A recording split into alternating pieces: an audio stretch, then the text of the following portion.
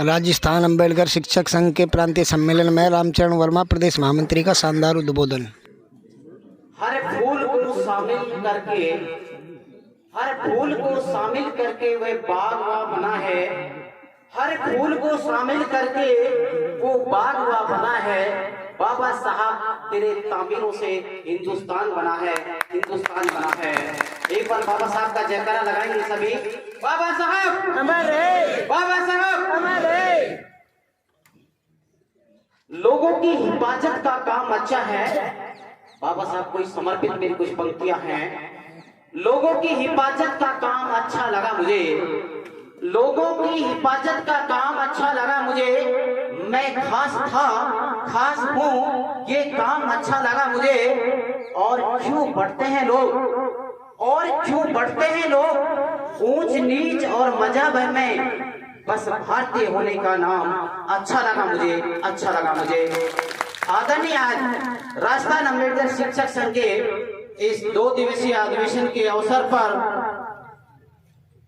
आज के इस कार्यक्रम के मुख्य अतिथि माननीय शुभकरण चौधरी साहब विधायक,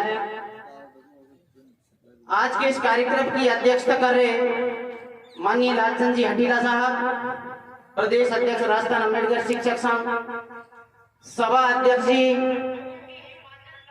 मातृशक्ति के रूप में उदयपुर वाटी प्रधान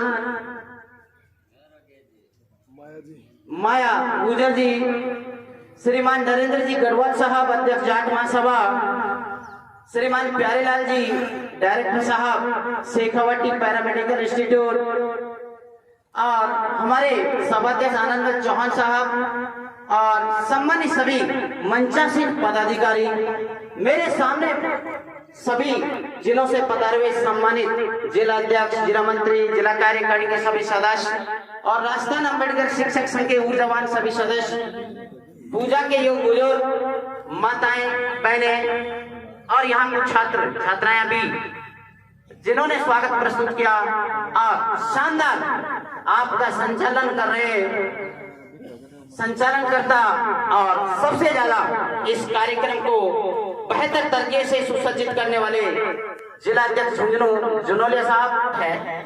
लेकिन कुछ समय के लिए अगर आप इस बच्चे के लिए 1 गिलास की जगह 2 गिलास दूध दे दें और जैसे ही बच्चा ठीक होगा उसके बाद आप दोनों को बराबर से दे दें तो बेहतर होगा। ऐसी परिस्थिति में मेरे सम्मानीय साथियों, एक सिद्धांत कहता है कि समानता का व्यवहार किया जाए, क्योंकि अगर परिवार दोनों माता पिता उसके अगर समानता पर विचार करते हैं तो दोनों चाहते हैं कि चाहे कुछ भी हो दोनों को बराबर का हक मिलना चाहिए। लेकिन जब सोचते हैं कि अगर बराबर का दिया तो जो बीमार है अगर उसको नहीं दिया तो वो इस दुनिया से चला जाएगा। ऐसी परिस्थिति में वो निर्णय लेते हैं कि तो कुछ समय के लिए जो बीमार बच्चा है उसके लिए 1 गिलास अतिरिक्त दे देते हैं और जब तक उसका इलाज चलता है वो स्वस्थ होने के बाद उन्हें दोनों को बराबरी का दूध मिलना शुरू हो जाता है। ये व्यवस्था हमने अपने परिवार में की, हमने अपने परिवार में की। क्यों ना हम इस व्यवस्था को समाज के क्षेत्र में भी विचार करें इस पर, क्योंकि समाज का वो तबका जो लंबे समय से गरीबी से प्रताड़ित, सामाजिक असमानता से प्रताड़ित और बहुत सारे दमन से गुजरा है, जो अभी बहुत ज्यादा आगे आ भी नहीं पाया है, उसको अगर कुछ समय के लिए जो संविधान में व्यवस्था की आरक्षण की कि उसको समाज की मुख्य धारा में लाने के लिए उसको कुछ विशेष सुविधाएं दी जाए, उसको विशेष सुविधाएं देकर के समाज की मुख्य धारा में लाया जाए। और इसी विचारधारा को लेकर के राजस्थान अम्बेडकर शिक्षक संघ सामाजिक न्याय के लिए लड़ाई लड़ता है। और जब से इसकी स्थापना हुई है उसने चाहे जोन ऑफ कंसिडरेशन की बात हो, जो 7 साल सीमा का प्रावधान था उसके लिए लड़ाई लड़ी और उसको समाप्त करवा के छोड़ा।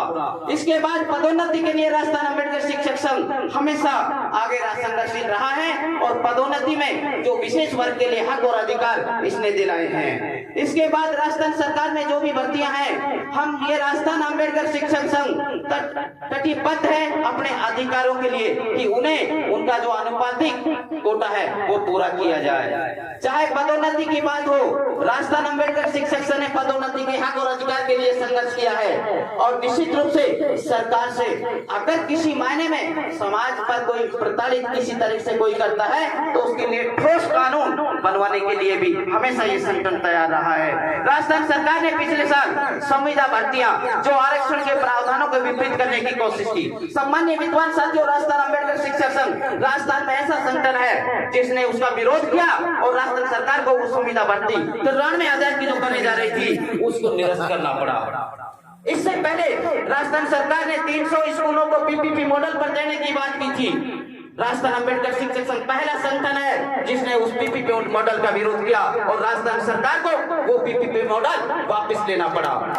पिछले सरकार ने सम्मानीय कर्मचारी साथी विद्वान साथियों, कर्मचारियों के हित में सामाजिक न्याय की व्यवस्था करने के लिए और एक बुजुर्ग एक 60 साल काम करने के बाद एक सरकारी सेवक को ओल्ड पेंशन की दोबारा शुरुआत की जो पिछली सरकारों ने बंद कर दी थी। लेकिन राजस्थान सरकार, मुझे आपसे ये निश्चित रूप से आज इस सम्मेलन में कहना होगा कि हमें अपनी ओल्ड पेंशन के लिए वैसे अभी तक जारी है, लेकिन अगर सरकार इसमें, मैं माननीय विधायक साहब बैठे हैं, क्योंकि हम अपने हक और अधिकारों के लिए लड़ते रहे हैं। अगर ओल्ड पेंशन के साथ छेड़छाड़ की तो हम सड़क पर होंगे और जमकर के विरोध करेंगे सरकार का। हमें ओल्ड पेंशन चाहिए जो कर्मचारियों का अधिकार है, हक है, कोई भीख नहीं है।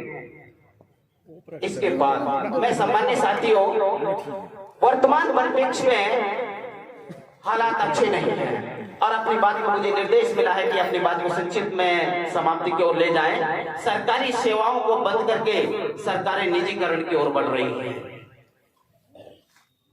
मैं कहना चाहता हूं, चिरागों को हवा में उछाला जा रहा है, चिरागों को हवा में उछाला जा रहा है, हवा पर भी रोक डाला जा रहा है। चिरागों को हवा में उछाला जा रहा है, हवा पर भी रोक डाला जा रहा है और हम ही तो बुनियाद है इस देश की, और हम ही तो बुनियाद है इस देश की। आज हमारे पंखों को कतरा जा रहा है, कतरा जा रहा है।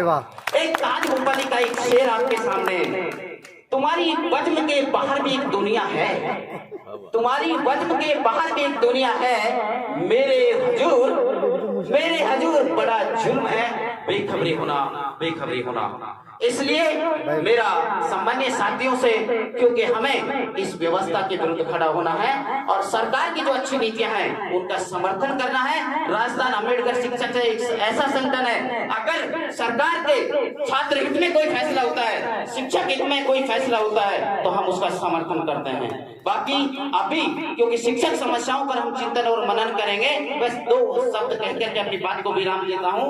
वक्त को समझा नहीं वो मिट चुका है, वक्त को समझा नहीं वो मिट चुका है, बच गई तलवार से तो फूल से कटना पड़ा है, बच गए तलवार से तो फूल से कटना पड़ा है। चाहे कितनी भी बड़ी हो, चाहे कितनी भी अड़ी हो, पानी की धार से चट्टान को कटना पड़ा है।